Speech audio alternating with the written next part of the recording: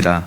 귀한 우리 분야의 시간을 저희들에게 허락하여 주셔서 정말 또한 오늘 이 시간에 칼빈의 5대 강령 배울 수 있는 기회 주심을 감사합니다.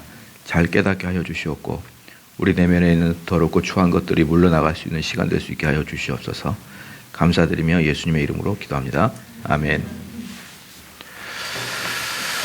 네, 안녕하세요. 가만히 보니까 여러분들 숙제를 안 하시는 분들이 계셔요. 보니까 책은 사시는데 뭐 어떻게 숙제 들어온 게 별로 없어요. 들어온 게 어떻게 된 겁니까? 숙제는 하고 싶지는 않고 돈은 있으니까 벌금은 내겠다 그러는 것 같은데 숙제를 다 하셔야죠. 책을. 그리고 여러분 우리 그 분이엘 대학 필수 점수가 뭐죠? 필수 학점이 전도잖아요. 전도. 얼마 남지 않았습니다. 지금 이제 뭐 6월 달도 다 지나갔잖아요. 그럼 이제 몇 개로 안 남았어요, 이제. 그런데 내년 초에 딱 이 자리에 데려올 사람이 있어야 되는데 뭐 교회에 데려왔는데 이거 말고 요 분이엘 대학을 데려와야 됩니다. 그러면 도저히 없으면은 내 일가 친척이라도 데려앉혀야 돼요. 그래서 졸업을 하셔야 됩니다. 지금부터 생각을 잘 하고 계시라고요. 지금부터 그냥 그 독서 숙제도 안 하는 걸 보니까 아무것도 안 하겠다는 이런 느낌이 없지 않아 있는데 항상 이 숙제는 또 이렇게 기억을 하고 계셔야 됩니다. 이제 오늘부터 이제 그 칼빈의 5대 강령인데요. 이 칼빈의 5대 강령은 이게 이제 어디 나온 거죠? 도르트 신조에 나온 거죠. 도르트 신조. 그래서 여러분들 이제 도르트 신조 그 프롱크 목사님이 쓴 도르트 신조 책을 읽으면 참 좋아요. 그것은 이제 도르트 신조를 가지고 하는 설교고, 이건 도르트 신조의 뼈대고 어떤 이론적인 것이고, 그건 설교예요. 그러니까 두 개를 같이 보시면 좋을 것 같고요. 우리가 흔히 말하는 복음의 본질이 무엇이냐, 복음의 본질이 무엇이냐라고 말할 때 이 칼빈의 5대 강령을 이야기하는 것이에요. 칼빈의 5대 강령. 아시겠죠? 그러니까 제가 지난 시간에도 말씀드렸지만, 나는 복음의 본질만 같으면은 비본질적인 것은 타협할 수 있다라고 하는 사람들한테 항상 물어볼 게 뭐냐면, 그럼 복음의 본질이 무엇이냐 이렇게 물어보란 말이죠. 그럼 그 사람들은 거의 뭐만 생각하고 있어요? 예수님을 입으로 고백해서 영접하면 구원받는다. 이게 복음의 본질이지 이렇게 생각하는데 그건 복음의 본질이 아니다. 그래서 제가 물어봤어요. 예수님이 너 어떻게 전도할 거냐? 내가 물어봤어요. 너 어떻게 전도할 거야? 누구를 어떻게 복음으로 이끌 것이야? 내가 사역자한테 물어봅니다. 그러면 예수님은 당신에 대한 그 계획을 가지고 계시고, 그리고 당신을 위해서 고난당하시고 돌아가셨고, 그 예수를 믿으면 너는 죄로부터 구원받아 천국 간다. 이렇게 이야기하면 되지 않느냐라고 이제 저한테 묻길래 제가 항상 묻는 말이 있어요. 그 성경에서 누가 그렇게 전도했냐? 성경에서 누가 널 위해서 예수님이 돌아가셨고 그 예수님을 너가 믿으면 구원 얻는다. 그렇게 성경에서 누가 그렇게 그런 식으로 이야기를 했느냐? 그러면 이제 없나? 뭐 이렇게 이제 이게 그것도 보면은 있는 걸 내가 물어보겠어요. 역풍을 맞으려고. 그런 식으로 한가롭게 전도하는 게 없단 말이에요. 그런 식으로 한가롭게 앉아서 무슨 대화하듯이 뭐 예수님을 믿으면 구원받는다. 그런 식으로 하는 게 없고, 전부 다 전도는 언제 어떻게 되느냐. 정말 그 사람이 죽을 것 같은 상황에 놓여 있을 때 주 예수를 믿으라 이렇게 얘기했단 말이에요. 죽을 것 같은 상황에 놓여 있을 때 주 예수를 믿으라 이렇게 얘기했단 말이에요.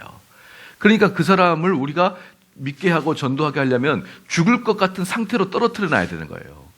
죽을 것 같은 상태로 떨어뜨려 놓지 않고 주 예수를 믿으라 이것은 아무 필요가 없단 말이에요. 그렇죠?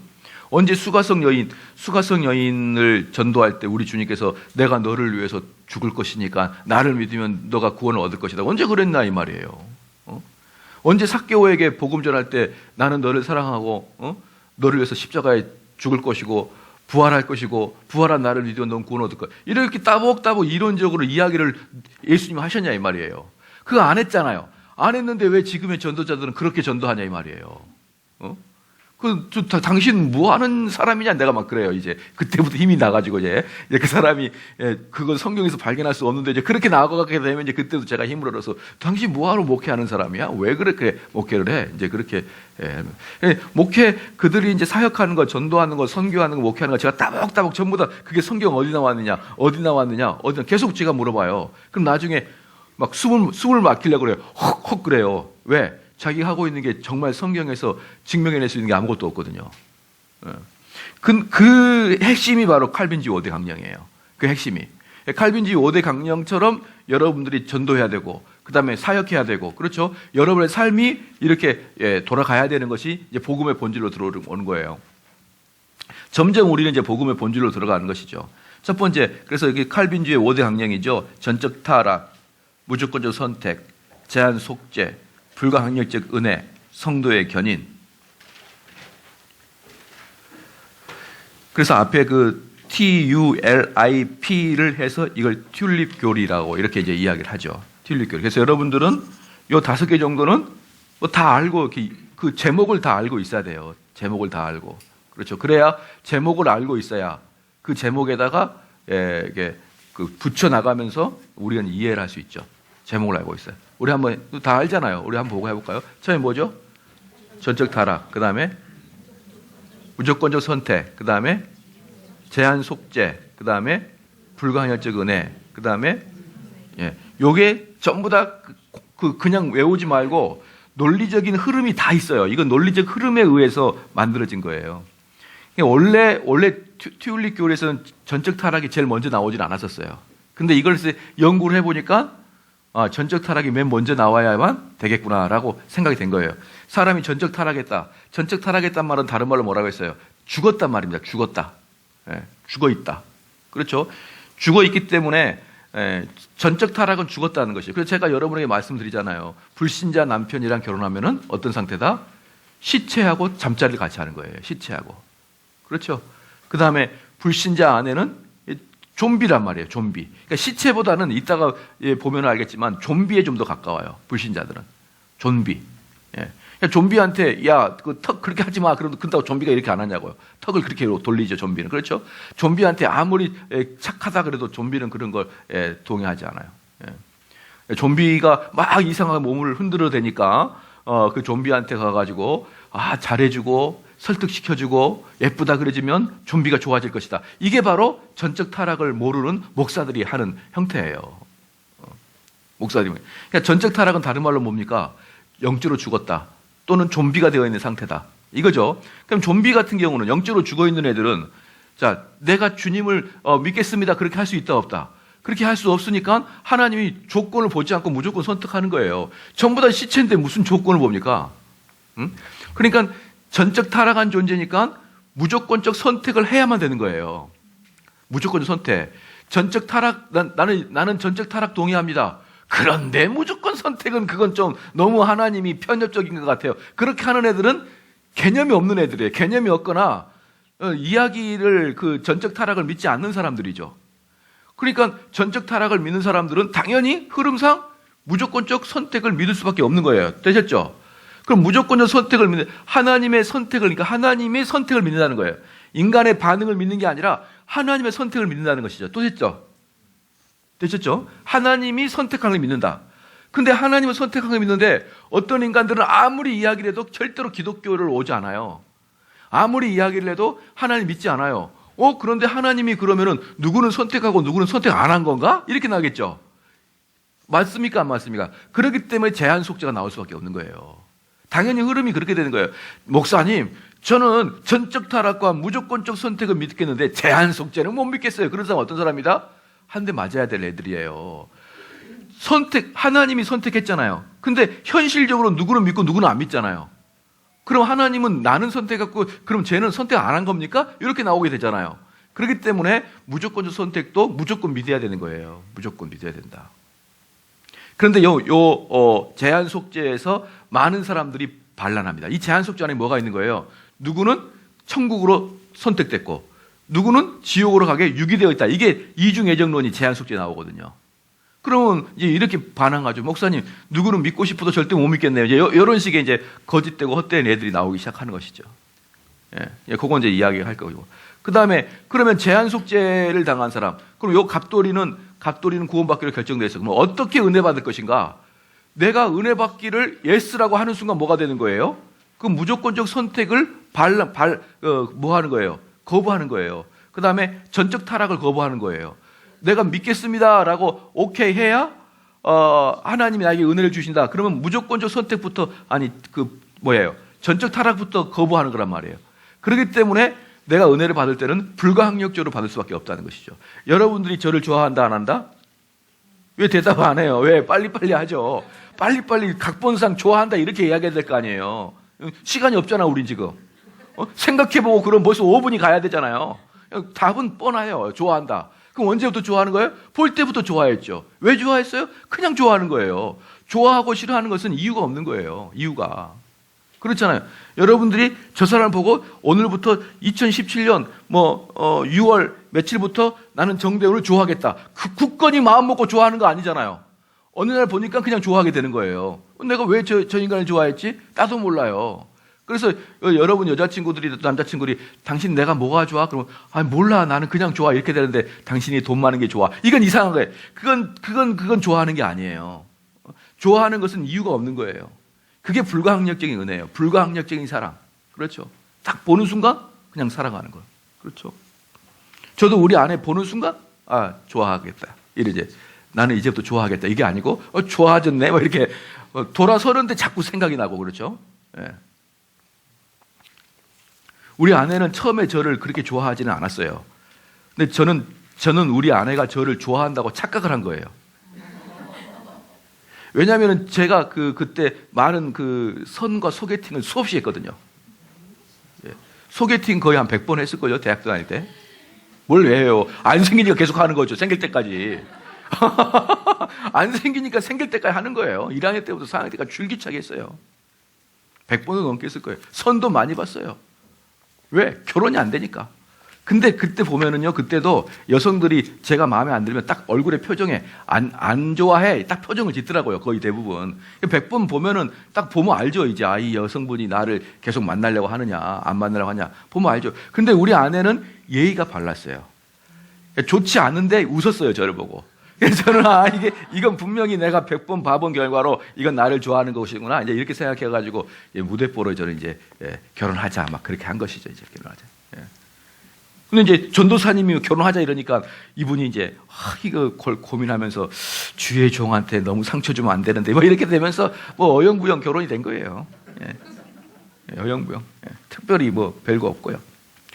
그게 불가항력적인 은혜입니다. 불가항력적. 그럼 불가항력적인 은혜를 하려면은 전적 타락할 때 내가 선택한 것도 아니잖아요. 내가 선택한 것도 아니고 내가 아무것도 한 거 아니에요. 내가 은혜를 받아들이겠다 해서 받아들인 것도 아니에요. 누가 한 겁니까? 전적으로. 하나님이 하신 건데 하나님이 그럼 나를 전적으로 다 살려놓고 나한테 은혜까지 줘놓고 가만히 보니까 이거 내가 생각한 게 아니네. 내가 길동이 이 녀석 내가 처음에 전도사고 이래가지고 잘할 줄 알았더니 보니까 이거 완전 말짱황이네. 나 포기. 이렇게 하게 되면 하나님의 하나님의 속성 중에 뭐가 없어지는 거예요? 하나님의 전지전능하신과 하나님의 신실하신과 이게 다 없어지는 거예요. 왜? 하나님이 뭐라고 가만 보니까 안 되겠네 이러면 하나님의 전지하심이 손상되잖아요. 그렇잖아요. 그리고 하나님이 가만 보니까 안 되겠네 바꿨어요. 그럼 하나님의 신실하심이 없어지잖아요. 그렇기 때문에 하나님의 속성상 선택한 자들은 끝까지 가는 거예요. 그게 성도의 견인인 것이죠. 견인. 예, 성도의 견인. 자, 이해가 되셨죠? 자, 여기서 하나라도 탈락되면 된다, 안 된다?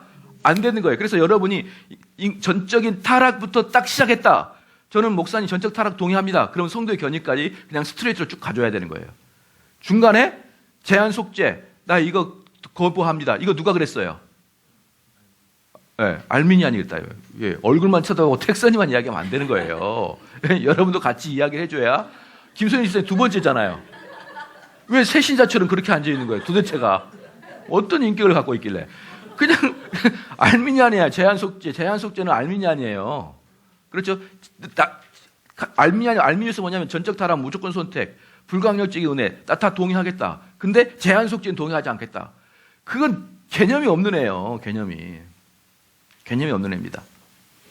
되셨죠? 자, 이게 칼빈 5대 강령의 여러분이 뼈대를 가지고 들어가면 되는 것입니다. 그럼 전적 타락은 봅시다. 근본적 타락합니다. 죄는 대체 어떻게 되었는가? 더 이상 죄를 이야기하지 않는 시대란 말이에요. 우리는 죄에 대한 문제를 이야기해야 되는데 죄를 더 이상 이야기하지 않는 시대다.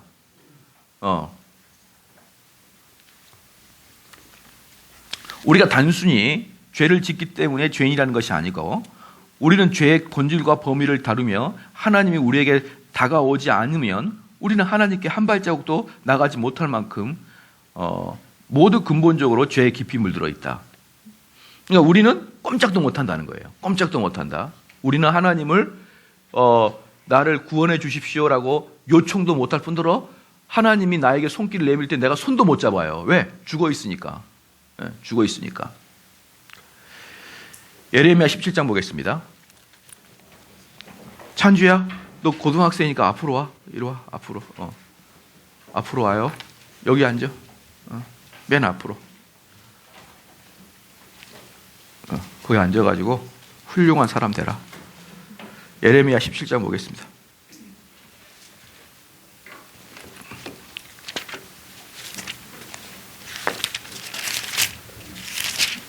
예레미야 17장 9절 말씀 시작.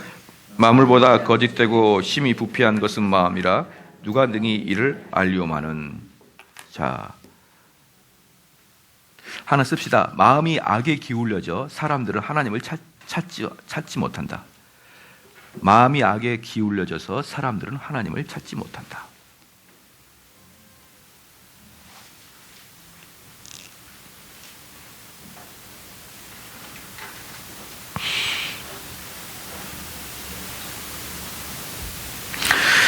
로마서 3장 보겠습니다. 로마서 3장.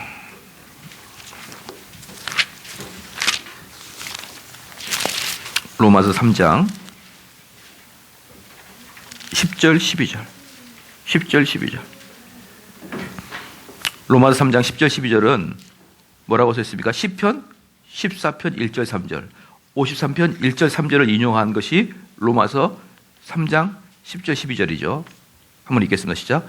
기록된 바 의인은 없나니 하나도 없으며 깨닫는 자도 없고 하나님을 찾는 자도 없고 다 치우쳐 한 가지로 무익하게 되고 선을 행하는 자는 없나니 하나도 없도다. 이게 뭡니까? 칼빈의 5대 강령 중에 전적 타락을 이야기하는 거죠. 전적 타락.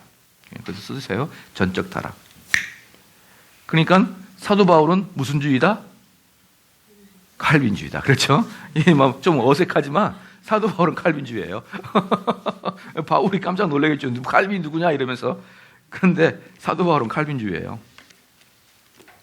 즉 다른 말은 뭡니까? 칼빈주의가 성경적이다 말이에요. 칼빈주의가. 알미니아스는 비성경적이고. 여기서 뭐라고 있습니까? 그 의인은 없나니 하나도 없으며 깨닫는 자도 없어요. 깨닫는 자. 그러니까 내가 죄인이다라고 깨달아야 우리 주님을 찾죠. 근데 그런 깨닫는 자도 없단 말이에요. 하나도. 하나님을 찾는 자도 없어요. 다. 여기 없다고 분명히 나왔지 않습니까? 그렇죠? 다 치우쳐 한 가지로 무익하게 되고 선을 행하는 자를 없나니 누구도 없어요? 한 명도 없어요. 옆 사람 얼굴 보면 왠지 좀 선을 행할 것 같죠? 안 행한단 말이에요. 다 악만 행하게 돼 있어요. 악만. 우리는 악을 행하는 존재란 말이죠. 왜? 모기는 뭘 먹어요? 피를 먹어요. 왜 피를 먹을까요? 그걸 먹어야 되니까. 그러니까 모기는 피를 먹기 때문에 나쁜 놈이 아니라 피를 먹기 때문에 나쁜 놈이 아니죠. 나쁜 놈이기 때문에 피를 먹는 거예요. 피를 먹어야 될 존재이기 때문에 피를 먹는 거예요. 우리 인간은 죄를 지기 때문에 죄인이 아니라 죄인이기 때문에 죄를 짓는 거란 말이에요. 그냥. 모기가 때로는 착한 일도 할 수 있어요. 양보, 네가 먼저 먹어라. 양보할 수 있어요. 하지만 전체적인 모기는 결국은 악한 거란 말이에요. 악한 것. 그렇죠? 그래서 방금 말씀은 이것은 칼빈의 5대 강론 중에 전적 타락을 이야기한 거예요. 전적 타락은 것은 뭐냐? 한번 씁시다. 죄가 인간 존재의 핵심 내지 근원까지 이르게 죄가 인간 존재의 핵심 내지 근원에 이르기까지 한 인간 전체에 영향을 주는 것이다. 죄가 인간 존재의 핵심 내지 근원에 이르기까지 한 인간 전체에게 영향을 주는 것이다.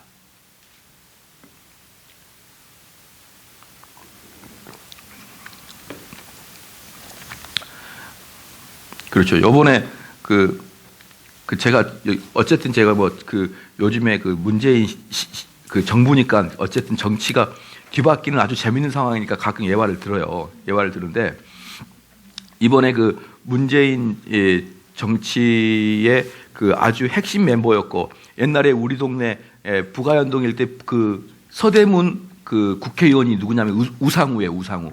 저 우상우 많이 만났어요. 우리 지역 국회의원이어가지고 우상우 그 뭐 많이 만났다기보다는 한 서너 번 만났는데 사람이 참 좋아요. 그러니까 국회의원들은요, 그들 사상이 어떤지를 몰라도 개인적으로 만나면 다 좋아요.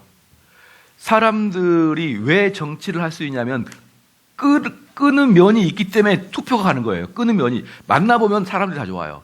근데 우상호 이번에 국회의원이 뭐라고 했냐면 지금 현재 이제 야당 된 애들 있잖아요. 그 한국당, 자유한국당 애들이 사사건건 발목을 잡는다는 거야. 사사건건. 요즘 그렇게 보여요, 안 보여요? 사사건건 발목을 잡는다 그러는데 자유한국당 애들이 뭐라고 했냐면 니네들도 몇 개월 전에 그랬잖아. 니네들도 몇 개월 전에 우리 그랬잖아. 그렇게 이야기하는 거예요.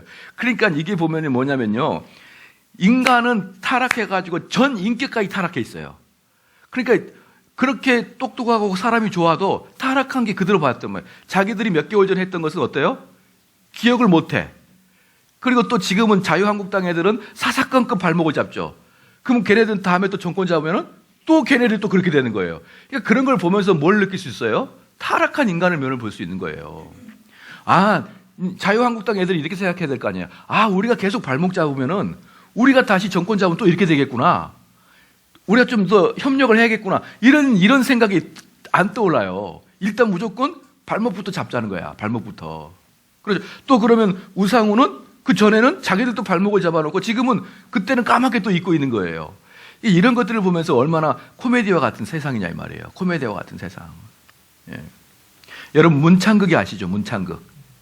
문창극 그 옛날에 국무총리 후보였다가 탈락된 애가 있어요.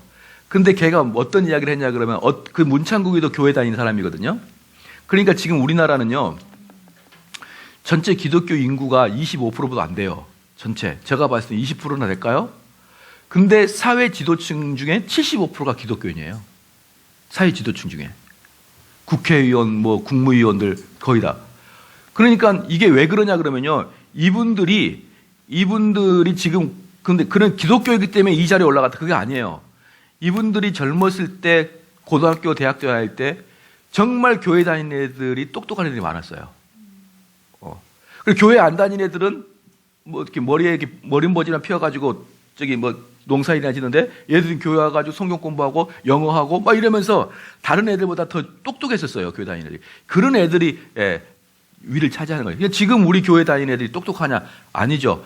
뭐 세월이 지나면 아마 이제 바뀔 거예요. 그렇게 또 불신자들이 올라갈 거란 말이에요. 그런데 어찌 됐건 지금 뭐 말하다가 이야기했죠? 네, 문창극이가 그래서 기독교인이었어요. 문창극이도 독실한 그리스도인인데 걔가 어떤 교회 청년부 모임에 가가지고 청년 집회 가가지고 강연하다가 무슨 강연했냐 그러면 지금이 구한말 시대와 같다. 지금이 구한말 시대와 같은데 그때 우리 조선이 일본한테 먹힌 것은 일본이 나쁜 놈일 수 있지만 조선이 썩었기 때문에 먹혔다라고 얘기한 거예요. 맞아요, 안 맞아요? 그러니까 그 문창극에 뭐라고 했냐면 일본이 나쁜 것도 있지만 조선이 썩었기 때문에 일본한테 먹혔다. 그래서 지금이 우리나라도 구한말과 같은 시대인데 지금도 우리 정신 못 차리면 일본한테 먹힌다. 이 이야기를 했었어요. 근데 뭐라고 딱 했냐면 신문에 일본이 나쁜 게 아니고 조선이 나쁘다. 딱 나온 거예요. 제목이. 그리고 걔 탈락됐어요. 어떻게 생각합니까? 말도 안 되는 걸로 탈락시킨 거예요. 말도 안 되는 걸로. 그러니까 그런 걸로 탈락시킨 누구예요? 지금의 여당이에요. 지금의 여당. 그리고 그 탈락시키려 했더니만 그 다음에 누가 왔어요? 더 무서운 황교안이가 올라왔잖아요. 더 신앙이 깊은, 그리고 신학까지 해서 전도사까지 하고 있는. 그러니까 저는 제발 좀 이런 걸로 이 정부들이 좀 뭐라 그럴까요? 힘을 좀 빼지 않았으면 좋겠어요. 그때도 오케이 뭐 친일파다. 그러니까 문창극을 완전히 친일파로 몰아붙였어요. 근데 그 전문을 보면은 너무나 합리적인 생각이었단 말이에요. 우리 정신 차리자 이거야. 지금 구한말 같은 시대, 아주 풍전등화의 시대니까 정신 차리자 이 말을 앞뒤 탁 자르고 일본이 잘못한 게 아니고 조선이 잘못했다. 그러니까 다른 사람들은 앞뒤 문명 읽지 않고 그러면은 우리가 나쁜 놈이네 막 이러면서 이제 달라든 거예요. 그러니까 문창극이 뭐라냐? 안 해 이렇게 한 거예요. 나 안 해. 나 총리 안 할 거야. 할렐루야. 그러니까 우리는 어때요? 전적 타락한 존재이기 때문에 내가 지금 이 사람을 공격하는 것이 미래에 어떻게 돌아올지를 지금은 고려하지 않고 하는 거예요. 이게 뭐다? 전적 타락한 존재란 말입니다. 전적 타락한 존재 어디까지 타락했냐면 종교속뿐만 아니라 모든 것까지 다 타락했어요. 지금 어디까지?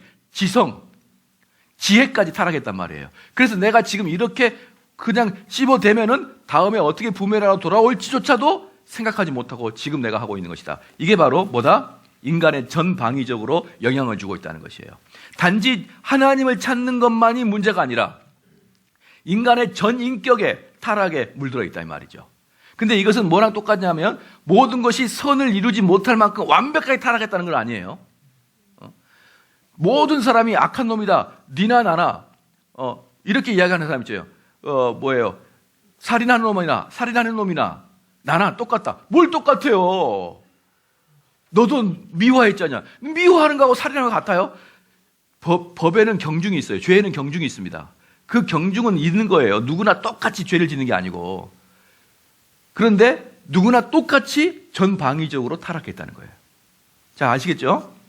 자, 그래서 인간은 죄로 죽어 있다고 선언하는 이 전적 무능력의 교리는 모든 인간이 똑같이 악하다거나 어떤 인간은 더 이상 악해질 수 없을 만큼 악하다거나 누구든지 미덕이 전혀 없다거나 인간 본성은 그 자체로 악하다거나 인간의 영혼은 무기력하다는 뜻이 아니며 몸이 죽어 있다는 뜻은 더더욱 아니다. 이 교리가 뜻하는 바는 타락 이래로 인간은 죄의 저주 아래 머물러 있고 잘못된 원리에 의해 움직이며 전적으로 하나님을 사랑하거나 구원을 얻을 만한 일을 할 수 없다는 것이지 다 똑같이 제로 상태에 있는 것은 아니라는 것이죠. 그래서 아담 안에서의 인류의 타락입니다. 최초의 유혹 속에 있는 단계는 하나님의 선에 대해서 의심하고요. 그 다음 하나님 말씀에 대한 의심하고 하나님 되고자 하는 열망입니다. 이제 이 선에 대한 의심이 뭐냐면, 야, 하나님이 진짜 착할까? 이게 아니에요. 이게 아니고, 선에 대한 의심이 뭐냐면, 이따가 좀 나오지만, 내가 하나님 말씀대로 순종하게 되면은, 이 세상의 삶이 재미가 없어질 것 같은데? 이런 거 있잖아요. 그러니까 하나님이 아주 심술궂은 그 할아버지와 같아가지고, 우리가 이 세상에서 재미있게 사는 것을 매우 좋아하지 않는. 그래서 너희들은 나와 같이 내 명령을 따라 살아가면 너무 따분할 것 같은. 그렇죠? 목사가 되면 너무 심심할 것 같은 그러한 삶을 하나님은 우리를 위해서 계획하신다. 이게 하나님은 선하시냐 이런 뜻이에요. 그러니까 사람들 뭐라 그럽니까? 어떤 분은 그랬어요. 목사님, 이건 맞지 않아요? 마지막에 그렇게 하나님을 배신하다가 마지막에 죽기 전에 내가 하나님을 섬기겠습니다. 꼴깍 그러면은 그가 구원받는, 이거 옳지 않아요? 그런데 이게 옳지 않은데 이렇게 말하는 사람이 있어요. 목사님, 아니 저 사람은 일평생 죄 짓고 놀다가 마지막에 하나님 믿겠습니다. 그리고 천국 가고 우린 열심히 하나님 섬기다가 뭐 똑같네요. 그럼 너무 불공평한 거 아닌가요? 그렇게 말하는 사람도 문제예요. 왜? 그렇게 말하는 사람 마음속에 하나님 명령대로 순종하는 것은 힘들고 어렵다는 뜻이 숨어 있거든요. 재미없는 삶. 그게 하나님이 선하냐 그 뜻이에요. 그러니까 자기도 모르게 입으로 이야기하는 게 뭐냐면 하나님은 선하냐 이 말이에요. 하나님은 내가 즐거워하는 걸 보는 걸 좋아하나 하십니까? 이런 뜻이에요. 어때요 여러분? 하나님의 일은 기쁘고도 즐거운 거예요. 그렇죠? 그럼 이렇게 볼게요. 이렇게 보면 됩니다. 어떤 사람은 평생 동안 그 밖에서 그 더러운 음식이나 먹고 있다가 마지막에 죽기 전에 처음으로 뷔페라는 곳을 들어와 봤어요. 와, 너무 좋아. 근데 맨날 뷔페를 먹고 있던 사람이 식당 주인한테 와가지고 이게 합당합니까? 우리는 평생 뷔페만 먹고 쟤는 길거리 음식 먹다가 마지막에 뷔페 먹고 우리는 평생 뷔페 먹고 이게 합당합니까? 이러면 울면은 이게 인간이 제정신인가? 여러분 그래야 안 그래요? 그렇죠. 근데 왜 어릴 때부터 평생 주님을 섬기는 걸 억울해 하냐고요. 그게 하나님은 선하신가에 대해서 있는 겁니다. 그게. 그 다음에 하나님 말씀에 대한 의심, 그 다음에 하나님 되고자 하는 열망입니다. 참, 이 아담과 하와의 죄의 결과를 죽음, 나약함이나 병이 아닌로 기술하고 있습니다. 죽었다는 것이죠. 죽었다. 거기다 하나 쓰십시오. 연약함이 아니라 그냥 완전히 제로 상태다. 우리는 하나님을 선택하려고 하는 마음이요. 제로다, 제로.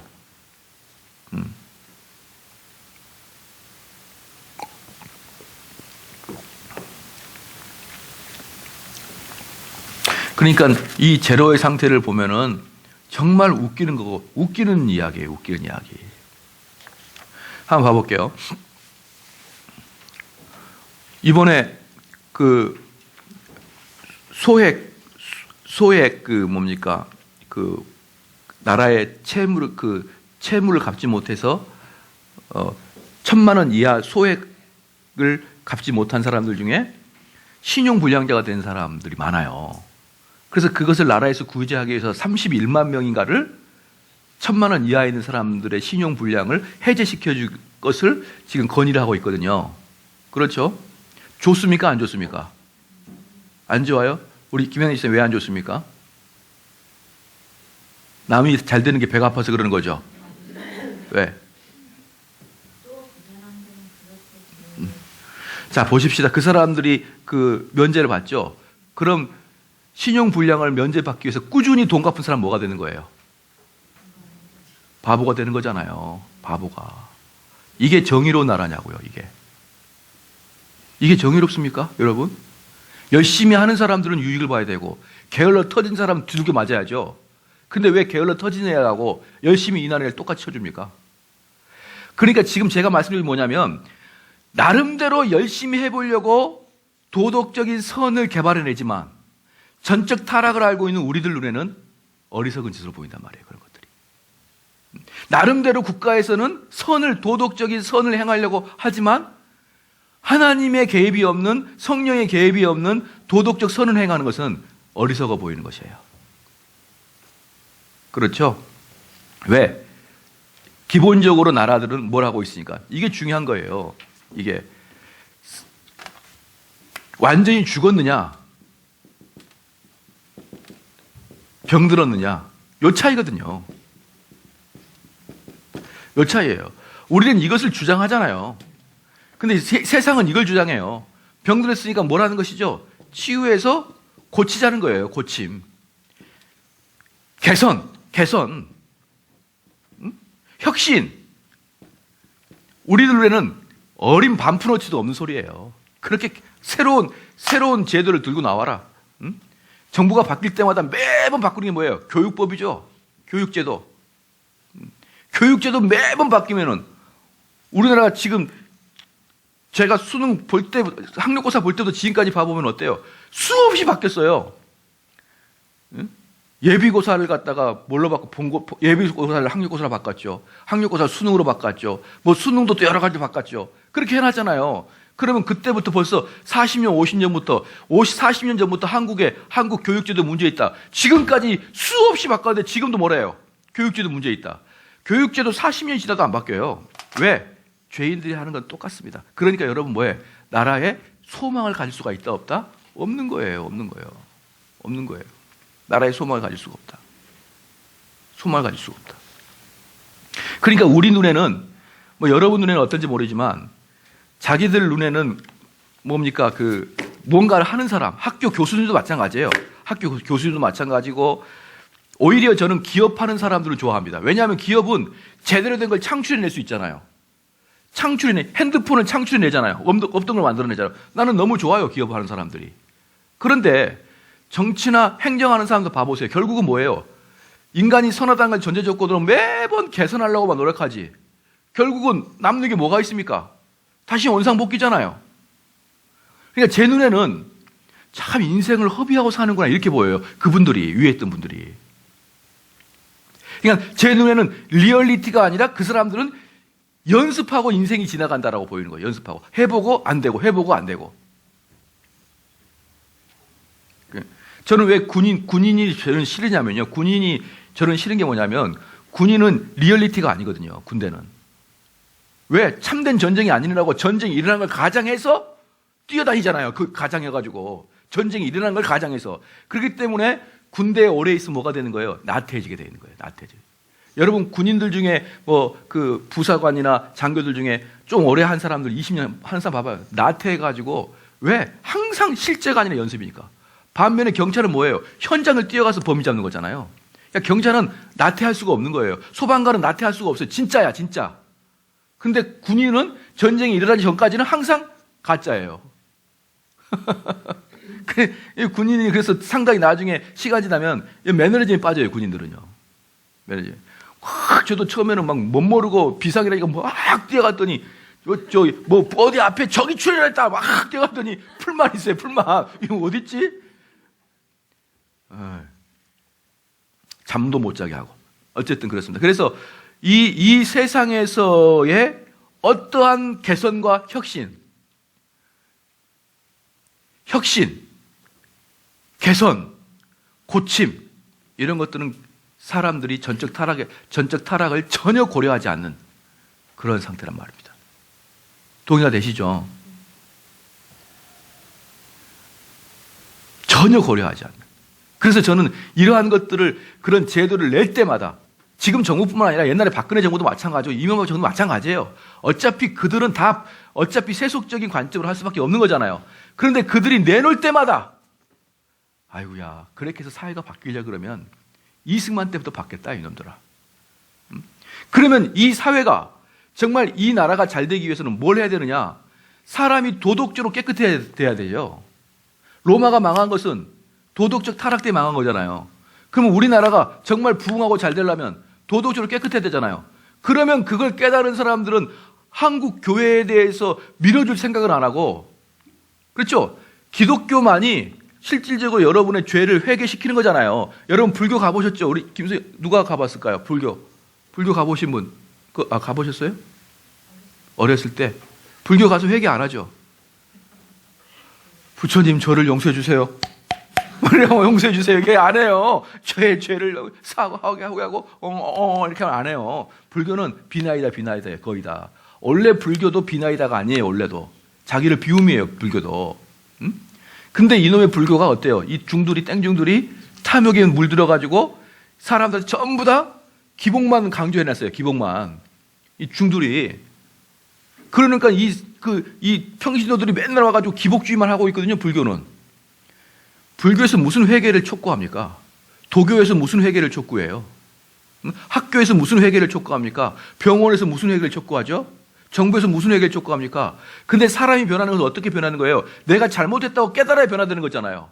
그럼 그것을 하고 있는 게 어디예요? 교회잖아요, 교회.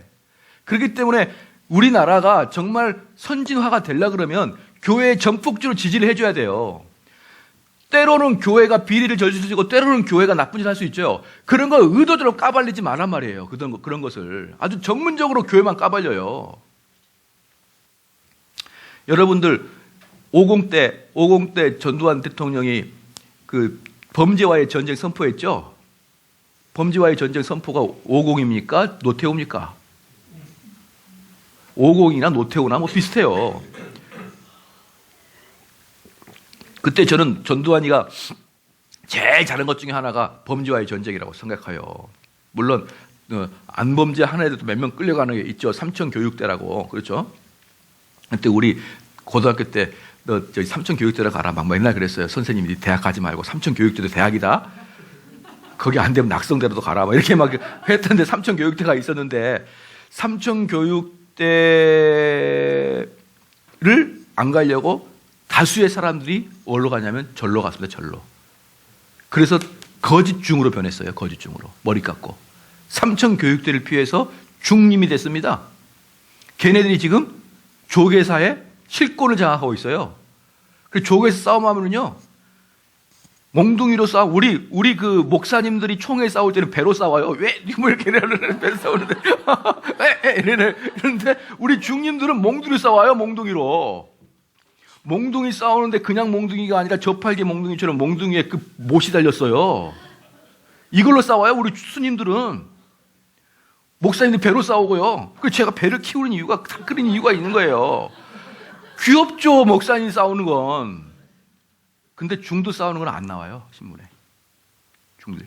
여러분, 제가 중하고 목욕 많이 해왔어요. 여러분들이 중하고 정말 샤워를 하고 싶은가요? 그럼 부가연동 가면은 그 절 옆에 그 사우나 있어요. 한번 제가 같이 한번 가봐요. 항상 스님들이 있어요. 항상. 거기는 신라시대 때 있는 절이거든요. 그리고 그 동네 전체가, 전체가 스님들 집이에요. 그러니까 거기가 조계종이 아니고 태고종이에요. 태고종은 결혼하거든요. 아시죠? 태고종은 결혼해요. 그러니까 그 절이 있고 그 절 옆에 전체가 스님들이 사는 가정집이에요. 거기 들어가면 완전히 조선시대 같아요. 다 기와집이에요. 근데 엄청나게 스님 많아요. 그러니까 거기 사우나 가면 항상 스님들이 있어요. 근데 등치들이, 내가 그들에게 우상숭배하지 말라 한마디 하려다가, 이거 옷 벗고 죽겠다 싶어가지고 말을 못해요. 등치들이요. 뒤에서 보면 등이 이만해요, 다들. 예. 뭘 먹고 이렇게들 컸는지 모르겠어요. 그래서 50 때 죄 짓던 애들 중에 상당 부분이 어디 갔어요? 절로 갔어요. 그리고 목사님들 중에서도 깡패 같은 생활하다가 감옥 가가지고 은혜 받고 그런 사람들이 목사가 된 사람들이 있어요. 그런 사람들은 자기의 은사를 활용해서 싸워요. 교회 가지 총회 가지고 그 사람들이 이렇게. 그러니까 총회에서 싸우는 사람들은 전직 깡패들이에요. 일반 목사님들이 잘 안 싸워요. 근데 그들이 그냥 이렇게 보면은 막 교회가 싸운 것 같지만 다들 한 가닥씩 하는 놈들이에요, 다들. 근데 절에는 진짜 많아요. 근데요, 여러분 안 나와요. 절간에서 옛날에 우리 교회에 누가 있었냐 그러면 은행 직원이 있었어요. 창구에서 했던 은행, 우리 교회 이제 아현동에 있을 때. 근데 그분이 뭐라고 했냐면 교회에서도 월요일마다 되면 교회에서 헌금을 가지고 온대. 그럼 교회에서 헌금을 가져와서 딱 하면은 1원까지 딱 맞춰가지고 가져온대요. 1원까지. 근데 절에서도 온대요, 월요일 날. 절에서 오면은 보따리 가져서 세라 그러는데 세라고. 보따리 가져서 세라고. 지금 왜 그런 줄 아세요? 회계가 투명하지 않아요, 절은요. 예. 우리는 여러분들이 알겠지만 어떤 누구도 교회 돈을 함부로 쓸 수가 없어요. 투명하게 오픈되어 버렸기 때문에. 혼자서 갖고 있는 게 아니라 당회원들과 회계와 재정위원들이 다 보고 있고 그렇기 때문에 누구가 하나 독자적으로 그 돈을 사용할 수가 없는 거예요. 그래서 1원까지 딱 맞춰가지고 오는 거예요. 근데 절은 어때요? 스님이 봉투가 세 이렇게 하는 거예요. 자기도 몰라요, 얼마인지. 그러면 뭉탱이 돈은 얼마든지 가져갈 수 있는 거예요. 그러니까 비교도, 이게 우리 3대 종교 중에 기독교, 불교, 카톨릭 중에 기독교가 제일 깨끗합니다. 왜 깨끗하냐면 기독교는 가장 오픈되어 있기 때문에. 그런데 기독교는 조그만 비리가 나오면은 대서특필되죠. 그리고 아까도 말씀드렸지만 전직 조직폭력배들이 목사된 사람이 있다니까요. 전직 사기꾼이 목사된 사람이 있어요. 그럼 그 사람들은 또다시 죄를 저질러요. 저번에 한번 우리 어떤 합동측 총회에서 가스총 들었던 사건 여러분 혹시 아나요? 총회 현장에서 가스총 들고 총무가 이렇게 흔들린 적이 있었어요. 그 전직 조직폭력배였어요, 걔. 제가 그 사람 잘 알아요. 황모식이 목사라고. 근데 그걸 가지고 어떻게 합동측 교단이 이럴 수 있느냐. 2,000명 넘는 총대원들 아무도 안 했습니다. 아무것도. 앉아 있었어요. 전직 조직폭력배가 이렇게 와가지고 다 죽어 막 이랬지. 근데 가스총 누굴 죽여요? 다 죽인단 말이 거짓말이지. 한 명만 정신 못 차리게 하죠. 어쨌든 여러분, 뭐냐 그러면 한국 사회가 참다운 발전을 하기 위해서는 교회에 힘을 실어줘야 돼요. 그래서 사람들이 교회 가서 그들의 죄를 회개해야만 정말 좋은 사람이 되는 것이지, 사람들을 제도를 변화시키고 도덕적으로 교화시키고 교육시키고 혁신시켜가지고 사회가 좋아진다는 말은 전적 타락을 믿는 우리들 눈에는 아무것도 아닌 것입니다. 동의하시죠? 그래서 우리는 이 세상에서 정치하는 사람들, 이 세상을 끌어가는 사람들을 보면서 참으로 헛된 일을 하고 있구나 이렇게 느껴지는 거예요. 이렇게 느껴지는 것입니다. 자, 좀 더 보겠습니다. 그래서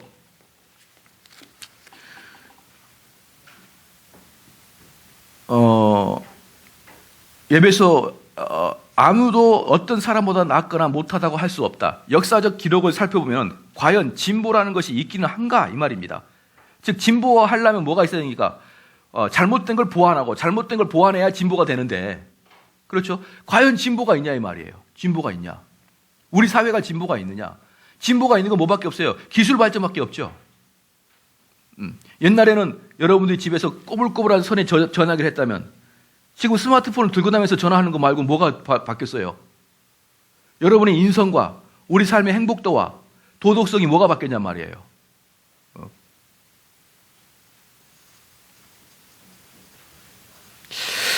그렇죠. 예전에는 참 보면은 그 핸드폰이 없을 때 참 이런 말 하면 좀 뭐 하는데 제가 재수할 때 이렇게 마음에 흠모하는 자매가 있었어요. 학원에 흠모하는 자매가 있어가지고,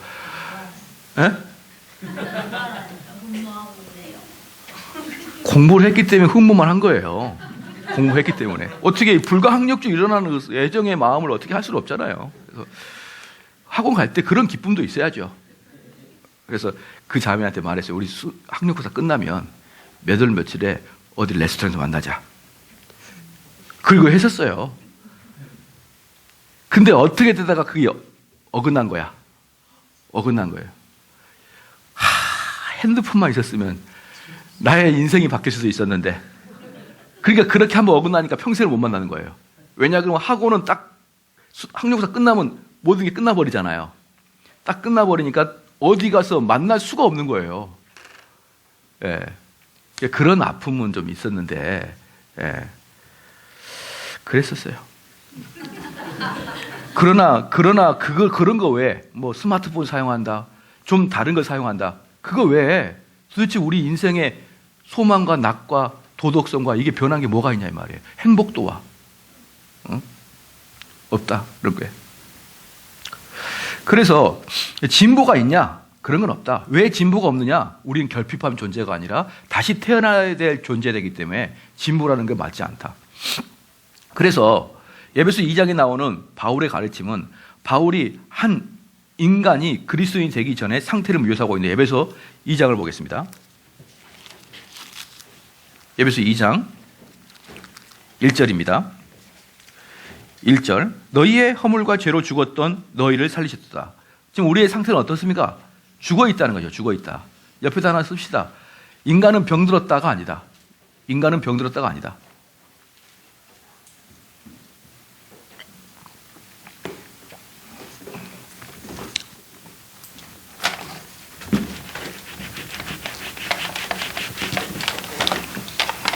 자, 봅시다. 인간의 전적 타락이죠.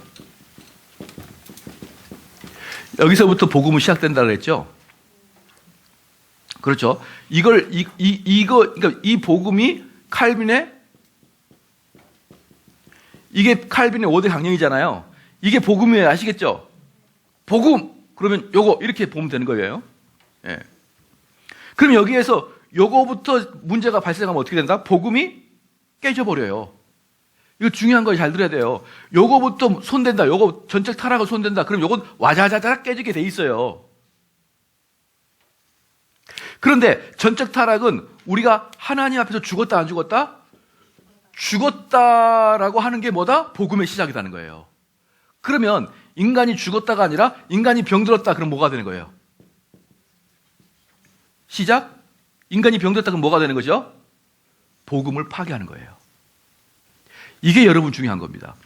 인간이 병들었다라고 들어가기 시작하면 복음을 파괴하는 겁니다. 그러니까 쉽게 말해서 제가 늘상 말씀드리지만 마귀는 예수님을 통해 구원받는 건 가짜야 이렇게 접근하지 않는다니까요. 그런 식으로 접근하게 되면 누구나 그리스도인들은 화들짝 놀라면서 이건 적그리스도다. 금방 깨달아요. 그런 식으로 마귀는 접근하지 않습니다. 마귀는 뭘로 접근하냐면 인간은 병들었다고 접근해요. 그러면서 복음을 다 깨요. 자, 인간은 병들었다. 다른 말로 인간은 살았다는 겁니다. 살았다. 그러니까 인간은 병들었다는 결국 뭘로 가는 것이죠? 계속 뭘로 갑니까? 치유사역으로 가게 돼요. 치유사역으로. 그래서 치유사역이 형행한 곳에서는 어떻게 된다? 복음을 말할 수가 없다. 되셨죠? 그러니까 제가 이 핵심을 아는 사람들은 그렇게 이런 그 병들었다의 사역으로 가는 경우는요, 정말 저거 안 된다. 저건 안 된다. 예, 저건 안 되는 거예요. 아시겠죠? 그래서 제가 그렇게 치유사역을 하지 말라는 거예요. 치유사역은 하지 마라.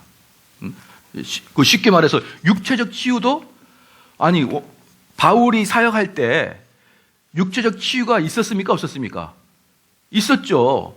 바울이 심지어 입고 있는 옷을 갖다가 환자에게 대도 환자가 치유가 됐단 말이에요. 그런데 바울이 치유 집회 했냐고? 바울이 치유 집회를 했냐 말이에요. 안 했지 않습니까? 그런데 왜 그것을 지금 많은 데서는 하냐 말이에요. 내외적으로 왜 그렇게 치유 집회가 그렇게 많냐 이 말입니다. 그건요, 복음을 깨버립니다. 그래서 복음을 깨는 것은 간단하게 시작되는 거예요. 그러니까 밖에 나가서 전부 다 학교 가도 너희들은 병들었다 그러고. 왜? 너희들은 어릴 때부터 상처를 입었다. 병은 뭐예요? 상처 입었다는 거예요. 상처. 내가 그렇게 상처를 싫어하는 이유가 그거예요. 너는 병든 게 아니고 뭐죠? 죄인인데 왜 죄인한테 병들었다 그러냐고요. 죄인인데. 이 병들었다 나가면은 모든 거 어떻게 된다? 깨버린다. 그래서 우리는 그렇게 상처를 이야기하는 것을 금지시해야 된다는 것이죠. 금지시해야 된다. 회복 이런 이야기들. 아니 뭐 과거에 좋았어야 회복을 하죠. 과거부터 지금까지 쭉 안 좋았는데. 어떤 사람이 그래요. 목사님, 저는 고등학교 때 정말 신앙이 그때가 너무 좋았어요. 교회 가면 재밌어요. 그 재미예요. 신앙이 좋았던 게 아니고 교회 가서 재밌게 놀았던 거. 자, 봅시다. 그래서 인간은 죽었다. 다른 말이 아니라 인간은 병들었다가 아니라 인간은 죽었다. 그래서 이 부분을 파괴하게 되면 복음의 전체가 파괴된다. 두 번째, 죄인은 적극적으로 악을 행한다. 2절 3절. 그때 너희가 그 가운데서 행하여 이 세상 풍속을 쫓고 공중의 권세 잡은 자를 따랐으니 곧 지금 불순종의 아들들 가운데서 역사하신 영이라. 전에는 우리도 다 그 가운데서 우리 육체의 욕심을 따라 지내며 육체와 마음에 원하는 것을 하여 다른 이들과 같이 본질상 진노의 자녀이었더니. 한번 씁시다. 죄인은 죽었지만 돌아다니며 적극적으로 죄를 짓는다. 죄인은 죽었지만 돌아다니며 적극적으로 죄를 짓는다.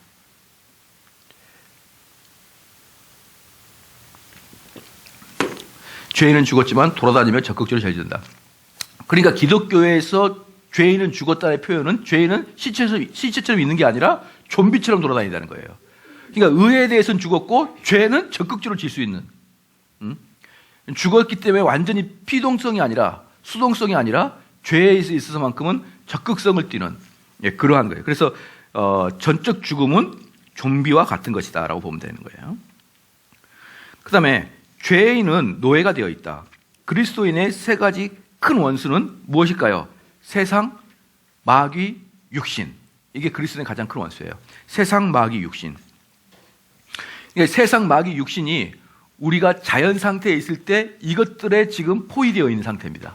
세상과 육신과 마귀는 우리를 포위하고 있는 상태입니다. 포위. 어제도 제가 좀 분하고 이야기를 했는데 그 특징이 뭐냐 그러면요. 이걸 잘 못하는 것 같아요. 이해를 잘 못하는데 왜 이해를 못할까 싶어요. 이 세상은요. 여러분이 세상은 악하다 그러니까 세상에서 탈피해서 종교 생활만을 하는 걸 말하는 게 아니에요. 세상에서의 여러분들의 일은 열심히 해야 돼요. 열심히 하는데 뭘 하지 말라는 거냐면 세상의 방식을 따르지 말라는 거예요. 세상의 방식. 내가 공부 열심히 하는 거 세상의 방식 아니잖아요. 근데 공부를 열심히 하면서 내가 세상에, 쉽게 말하면 공부를 열심히 해서 점수를 따는데 그 점수를 따는 그 방식이 뭐냐 그러면 컨닝이거나 불의하거나, 여러분이 돈을 벌 때도 세금을 강탈하거나, 그렇죠? 돈을 줘야 될 사람에게 돈을 안 주면서 돈을 벌거나 이러면서 어쨌든 돈을 벌려고, 다른 사람의 피해를 감수하면서까지 돈을 벌려고 하는 건 세상의 방식이잖아요. 근데 정당하게 열심히 노력해서 돈을 버는 것은 세상 안에서의 기독교 방식으로 보는 거란 말이에요. 그러니까 자꾸 착각이 뭐냐면 왠지 설교를 계속 듣고 있으면 세상 것은 멀리하고 어떻게 된다? 교회로 와야 될 것 같다. 교회에서만 살아야 될 것 같다. 이런 이분법적인 사고를 가지게 되는데 그게 아니고 세상의 방식이란 말이에요. 세상의 방식. 응? 여러분이 이 세상에서 출세 성공하려고 그러면 어떻게 되는가요? 교회를 덜 나오고 열심히 공부를 해야만 세상에서 출세할 것 같은 세상의 방식을 따르지 말란 말이에요. 신앙생활을 정당히 하고 그리고 그 모자란 시간을 더 열심히 공부를 해서 1등을 하려고 노력해야 되지, 세상 사람도 어떻게 되는 거예요? 교회도 안 가고 신앙생활도 하지 않고 기도도 하지 않고 말씀도 읽지 않고 오직 공부를 해서 성공만 하려고 그러잖아요. 이건 세상의 방식이에요. 좀 이해가 되십니까? 그렇다고 해서 세상의 방식을 따르지 말라 그러니까 아예 나는 1등 할 수 없네? 나는 1등 하면은 그건 세속적 방법이네? 이렇게 생각하면 안 된단 말이에요. 좀 이해가 될려나 모르겠네요. 이해가 됐을지라고 저는 봐요. 세상적 방식이 아니라 세상을 탈피하는 게 아니란 말이에요. 세상적 방식으로 살지 말라는 것은. 그렇죠?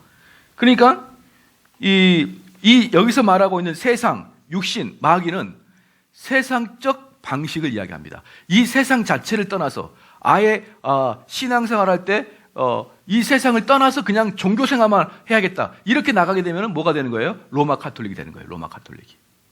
예, 로마 카톨릭이 되는 겁니다.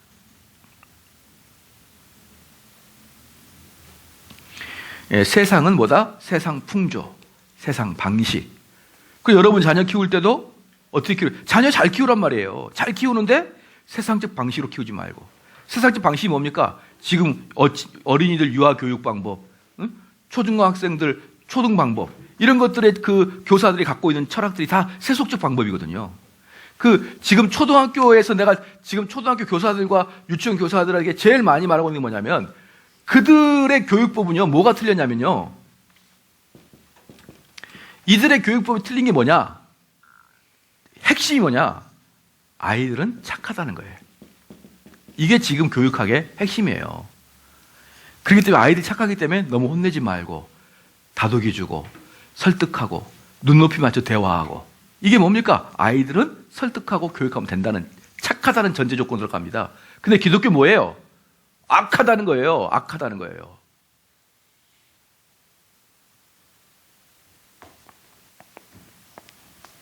그래서 여러분들이 그 자녀들이 교회에서 와가지고 아빠 나 짜증나 그러면은 그 아이가 착하다고 생각하는 부모는 야 뭐가 이렇게 짜증나니? 우리 교사 선생님이 그냥 나만 막 차별하는 것 같아. 야 그래도 선생님 말씀 잘 들어야지 하면서 속으로 서운한 거예요. 근데 우리 아이가 악하다고 생각하면 어떻게 되는 거예요? 아 짜증나 그러면 내가 너를 봐도 짜증난다. 왜 너는 하는 짓마다 그러니? 아주 너 때문에 내가 아빠도 짜증나다. 왜? 악하니까. 악한 악덩어리가 그렇게 굴러다니니까. 그렇잖아요. 그러니까 자녀가 착하다고 생각하죠. 이 어린아이가 무슨 거짓말할까? 여러분 엄청나게 거짓말합니다. 애들 자기 위주로. 천재입니다. 자기 위주로 자기를 변호하라는 것은 어디서 배우지도 않았는데 태어날 때부터 기저귀 차고 다닐 때부터 그걸 배워요. 누군가로 제자훈련 받아왔어. 그래가지고 자기 위주의 변호는 아주 천부적으로 하는 게 인간들이에요. 그러니까 얘들만 믿지 말란 말이에요. 아빠 꼬맹이 유치원생 아빠 이렇게 선생님이 날 때렸어. 그러면 아빠는 뭐라고 해야죠? 맞을 만한 이유가 있겠지. 제가 항상 그래요. 아빠 누가 뭐라 했어? 그럼 제가 항상 묻는 게, 너는 뭘 잘못했길래 그 친구가 너를 때렸지? 이렇게 물으면 난 잘못한 거 없어. 아니야. 생각해봐. 잘못한 거 있을 거야. 그렇지 않고 그 친구가 너를 때릴 수 없어. 그러면 그 속에 있는 분노가 확 풀어져요. 만약에 아빠가 어떤 놈이네, 나쁜 놈, 그러면 같이 승화장이 일어날 거예요. 근데 저는 항상 물어요. 네가 뭘 잘못했지? 아마 그 친구도 잘못했을 수 있겠지. 잘못했을 거야, 그 친구도. 왜? 타락한 존재니까. 근데 너도 타락한 존재잖아. 너가 분명히 잘못했을 거야. 그 작은 눈을 째려봤든지 뭘 했을 거야. 생각해봐. 그래서 불이 꺼져서 돌아가요. 예. 여러분이 꼭 기억해야 됩니다. 그래야 얘들 싸움이 부모 싸움 되는 거 아니에요. 예. 자, 그래서 죄인은 노예가 되어 있다 그랬죠. 세상이 생각하는 것처럼 생각하기에 세상 사람들이 사는 것처럼 살게 됩니다. 육체의 욕심을 따라 마음이 원하는 것을 하기 때문에 뭐가 됩니까? 육체의 노예가 되네요. 육체의 노예가. 왜 그럴까요? 공중 권세 잡은 자를 따르기에 마귀의 노예가 됐다. 공중 권세 잡은 자.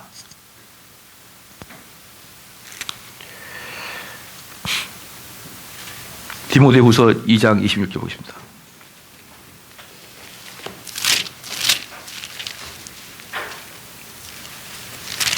디모데후서 2장 26절 다 같이 한번 읽겠습니다. 시작. 저희로 깨어 마귀의 올무에서 벗어나 하나님께서 사로잡힌 바 되어 그 뜻을 좇게 하시게 하리라.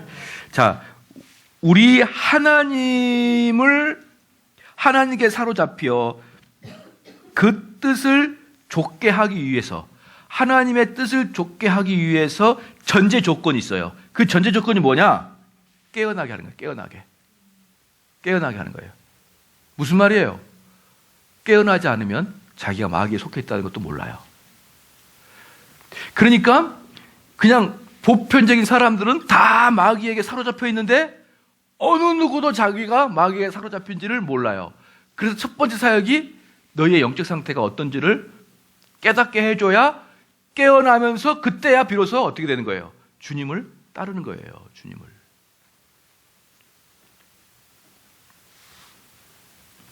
네 번째, 죄인은 본질적으로 하나님의 진노의 대상인 것입니다. 그렇죠? 그 대부분 사람들은 그 죄를 그렇게 심각하게 생각하지 않죠. 구약 성경은 하나님의 진노라는 개념을 표현하는데 20가지가 넘는 단어를 사용하여 600개 이상의 중요한 성구들이 이 문제를 다루고 있습니다. 히브리서 10장 보겠습니다.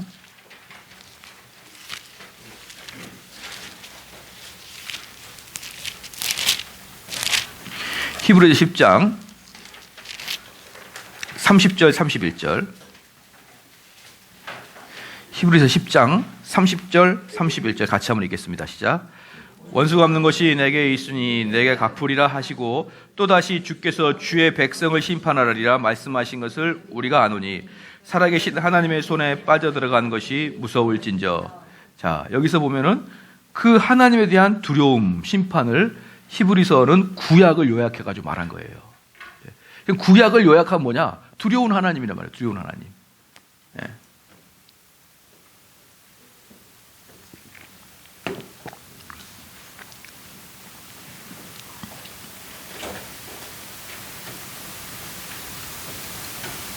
자, 로마서 3장 보겠습니다. 로마서 3장 9절부터인데 좀 읽어가겠습니다. 로마서 3장 10절부터 11절입니다. 10절부터 11절 한번 읽겠습니다. 시작. 기록된 바 의인은 없느니 하나도 없으며 깨닫는 자도 없고 하나님을 찾는 자도 없다. 자, 그다음에 거의 11절 거기까지만요. 11절까지만요. 자, 씁시다. 인간은 하나님을 기쁘시게 하기는커녕 이해하거나 추구할 수 없다.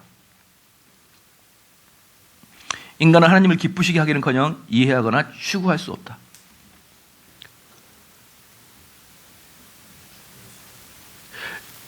여러분, 우리 성도들은 하나님을 기쁘시게 할 수 있습니까? 없습니까? 봅시다. 우리 성도들은 하나님을 기쁘시게 할 수 있어요? 없어요? 그렇죠? 뭘 기뻐요? 없어요. 하나님은 여러분을 보고 기뻐하지 않습니다. 왜냐 그러면요, 하나님은 전지하시기 때문에, 여러분이 뭐 할지 다 아시기 때문에. 우리 집사님이 이 빵을 사줬어요. 우리 빵을 사니까 얼마나 기뻐요. 예상하지 못한 빵이니까. 근데 저기서 제가 다 봤어요. 보니까 빵을 갖다 놓더라 이 말이에요. 여기다가 다 보고 와서 기쁜 척 하는 거죠.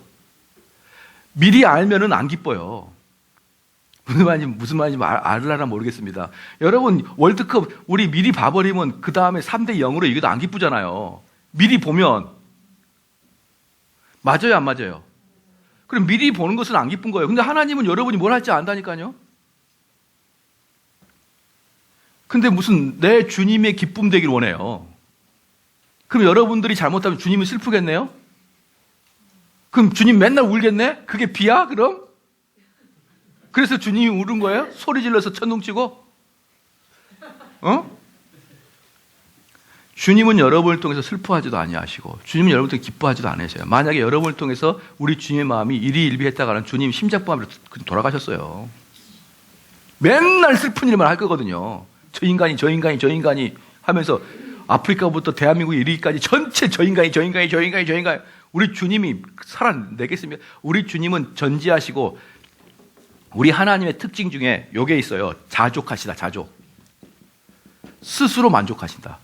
여러분을 통해서 만족하는 게 아니고 여러분이 어떻게 하나님께 대하느냐에 따라서 하나님 만족하는 게 아니라 하나님은 여러분과 상관없이 자족하시는 거예요.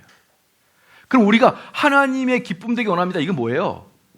그냥 이건 비성경적인 언어예요. 언어고 그냥 우리가 의인법이에요. 의인법. 그냥 하나님 말씀에 순종하자 이 말이에요. 예.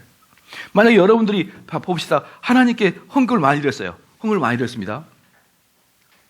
또는 하나님께 내가 몸바쳐 봉사했어요. 그럼 하나님이 여러분을 통해서 무슨 이득을 얻을까요? 자기가 은혜를 받는 거예요. 자기가. 그 일을 통해서. 여러분이 하나님의 말씀을 지키고 하나님께 헌신하면요.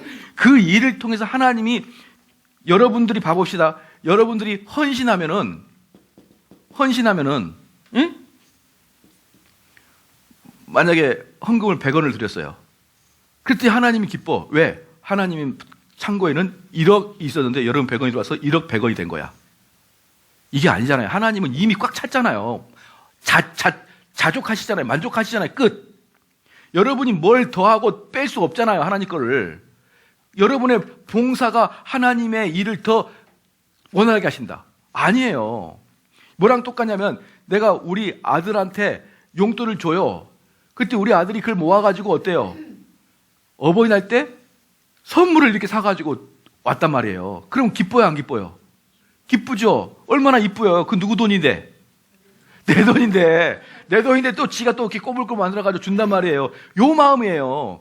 그러니까 그 아들이 그 아들한테는 엄청 큰 돈일 거예요. 돈 10,000원이. 엄청 큰 돈을 줄 때 그 아들 마음은 어떤 마음이 들까요? 얼마나 기쁘겠어요. 엄마 아빠한테 줬다는 이 마음이. 근데 엄마 아빠는 그걸 받고 어때요? 기쁘기도 하지만 부담도 돼요. 또 돈 없을 텐데 또 저거. 그래서 여러분들이 자녀들이 용돈 모아 주잖아요. 그럼 그 자녀들이 최선을 다해주면요. 그거 받으셔요. 받아야 돼요. 받고 다음에 용돈을 주더라도 받아야 그 아이 마음에 어떤 게 기쁨이 생기는 거예요. 기쁨이.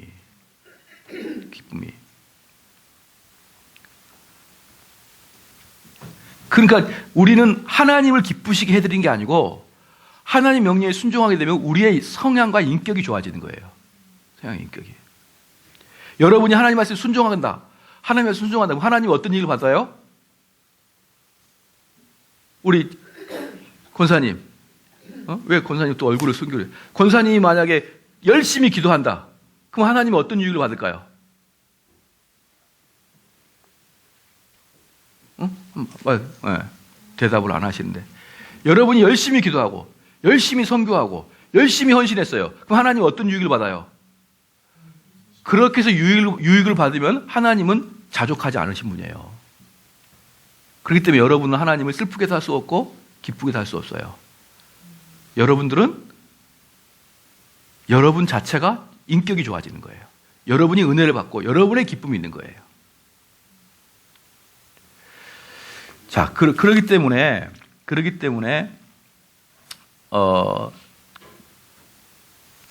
11절에 의인은 없나니 하나도 없으며 깨닫는 자도 없고 하나도 찾는 자도 없다. 그래서 죄는 감정과 이성의 의지를 부패시켰고요. 첫 번째 도덕적인 본성에 문제가 있었어요. 의인은 없나니. 의인은 없나니. 우리의 문제는 우리가 할 수 있는 선을 하나님의 의와 실제로는 전혀 다른 데도 같은 것으로 생각한다는 것이죠. 여기 뭐냐 그러면 여러분들이 조금 하고 있는 선교, 조금 하고 있는 헌신, 이런 것들이 왠지 하나님을 기쁘시게 해드리고 있는 것 같다는 느낌이 든단 말이에요. 아닌데. 아닌데. 그건 사실 여러분에게 은혜인데. 그렇죠? 근데 우리는 그런 것들이 조금이라도 하나님께 기쁨을 줄 거라고 착각하고 있는 거예요. 우리가 도덕적으로 조금 살아있다는 느낌이 드는 거예요, 한마디로. 목사님, 성경에는 그런 식의 백성을 보며 진노하시고, 그런 거 있는데요. 내가 저들을 짓는 것을 후회하시고. 그건 뭡니까? 의인화예요, 의인화. 우리 하나님 후회를 해요. 후회를. 아이고, 길동이나 저럴 줄 몰랐다. 그럼 우리 하나님 다 알고 계시는데. 우리 하나님은 노아 시대 때 그들이 다 배반할 걸 알고 있었는데요. 그러니까 전지하시잖아요. 후회는 언제 합니까? 모르고 그걸 좋다고 덜컹 했다가 나중에 보니까 잘못 물을 것 같다 후회하잖아요. 그럼 우리 주님이 덜컹 물었냐 이 말이에요. 후회하시지 않으시죠, 우리 주님은. 근데 그것을 인간적 관점에 표현하기 때문에 하나님이 진노하셨다, 후회하셨다 이렇게 표현하신 거예요. 되셨죠? 예. 여러분들이 그 신론을 보면 잘 나와요. 신론에 보면요. 그래서 하나님의 속성을 여러분이 잘 공부를 해야 돼요. 하나님의 속성을 잘 공부하면 하나님께서는 우리들의 행위에 따라서 일희일비하지 아니하신다. 하나님은 하나님의 길이 있고 원리가 있다. 그 길과 원리를 내가 맞춰갈 때 나에게 비로소 기쁨과 해망과 믿음의 성숙과 다 나타나기 시작한다. 예. 기도가 뭐예요? 그래서 기도가 뭐냐면 기도는 하나님은 여기 계시고 나는 여기 있어요. 하나님 나한테 내려오셔서 내 문제를 해결하여 주시옵소서. 자, 어때요? 이건 기도가 아니죠. 저 하나님 뭐 하고 있으니까 움직이셨잖아요. 하나님 움직였죠. 그 기도는 뭐냐면 하나님 여기 있고 내가 여기 있으면서 하나님 내 뜻대로 하지 마시고 하나님 뜻대로 하옵소서라고 내 욕망을 버릴 수 있을 때까지 기도하는 거예요. 즉 내가 하나님의 인격까지 올라가는 게 기도예요. 그러니까 기도하는 내내 나의 욕망과 욕심과 더러운 것들을 추함과 탐욕을 버리고 하나님의 방법까지 올라가는 것이 기도예요. 그럼 여기까지 올라오면 기도 응답 받은 거예요. 기도 응답은 여러분이 하고자 하는 욕망을 하나님 내려오셔서 그걸 해결해 주는 게 기도 응답이 아니고, 기도 응답은 여러분이 하나님의 인격에 맞춰 나가는 걸 기도 응답이라고 그래요. 그럼 하나님, 여러분 뭐가 되는 거예요? 하나님과 같은 사람이 되는 거잖아요. 하나님과 같은 사람이. 하나님이 여러분 같은 사람이 되는 게 아니고. 그러니까 서로 간에 기도 제목 이렇게 주고받거냐 하는 것은, 그것은 이제 뭐냐 그러면은 이제 성도들의 교제이긴 하지만 결국 여러분이 기도를 잘못 알고 있는 게 뭐냐면 기도를 자꾸 하나님을 끌어내리려고 하는 그 시도가 기도가 잘못된 거예요. 기도가. 기도할 때 제가 하지 말라고 하는 게 몇 가지가 있어요. 첫 번째, 보고하는 기도. 하나님, 지금 체육대회 기간입니다. 어째라고? 하나님도 아셔요. 하나님, 지금 우리들 지금 야유 예배 나왔습니다. 지금 우리 밥을 먹습니다. 난 그렇게 기도하는 데 보면은 나도 아는데, 우리 하나님도 알 텐데. 그 다음에 두 번째, 이제 방금 이거 내리는 하나님께 기복적인 기도. 기복적인 끌어내는 거. 세 번째가 뭐냐? 세 번째가 뭐냐면, 두 번째는 기복적인 많이 하니까 세 번째는 가르치려는 기도 있잖아요. 가르치려는 기도로 가르쳐요. 기도로 하나님, 우리 아들 부모한테 순종 잘하게 해주시고, 얘 공부 잘하게 해주시고, 얘 지금 수능 기간인데 얘 공부 잘할 수 있도록 기도로 충고를 해요. 하고. 그건 다 기도가 아니에요. 이런 것들은 기도가 아닙니다. 기도는 우리가 하나님까지 올라가는 거예요. 그래서 여러분 주기도 보면요, 기복적인 거 하나도 없어요. 하늘에 계신 우리 아버지요, 이름이 크게 여김 받으시며 나라에 임하시며 뜻이 하늘에서 같이 땅에서도 이루어지라. 하늘의 뜻이 어떻게 했다고요? 땅의 뜻이 하늘까지 올라간다는 거예요. 하늘의 뜻이 땅에서도 이루어진단 말이에요. 그러니까 하늘의 기준으로 내가 맞춰 나가는 거예요. 마지막에 기복은 일용할 양식이에요. 그 일용할 양식도 뭔지 아십니까? 그 음식조차, 먹고 사는 의식주조차 하나님으로부터 온다는 고백이에요. 그렇기 때문에 기복증이 하나도 없어요. 주님이 가르친 기도에는. 근데 주님이 가르친 기도는 여러분 뭐 할 때만 쓰죠? 끝날 때만 쓰는 거예요. 끝날 때만. 그리고 실제로 내 기도는 다 기복적인 기도예요.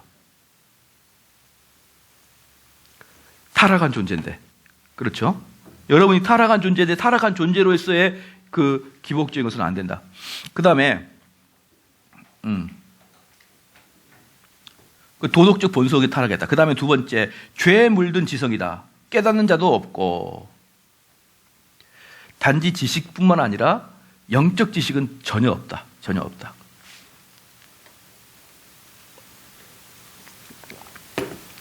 그렇죠? 우리가 깨달아야 하는 것은 영적인 문제에 있어서는 아무것도 진정으로 하나님을 이해하거나 찾지 못한다. 인간의 지혜는 하나님을 아는 문제와 관련해서 스스로 파탄에 이르스를 보여주고 있다. 그렇기 때문에 여러분들 가끔 가다가 아버지가 교회를 다니시지 아니하시고 부모님이 그러는데 부모님들이 야, 너 교회 좀 그만 다니고 이런 것에 대해서 여러분이 크게 신경을 쓰면 안 돼요. 왜냐하면 그 사람들이 아무리 나의 아버지고 나를 사랑하는 사람일지라도 그 사람은 영적으로 완전히 어떤 상태이기 때문에 죽어있는 상태이기 때문에 그 사람들은 어떤 좋은 것을 해석해낼 수가 없는 거예요. 하나님을 찾고자 하는 마음도 없고 그것에 대해서 완전히 죽어있기 때문에 영적인 일은 하나님의 영을 통해서만 알 수 있다고 진술하고 있습니다. 고린도서 2장만 찾고 좀 쉬겠습니다. 고린도서 2장.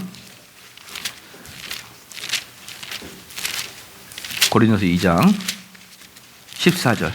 고린도전서 2장 14절. 시작.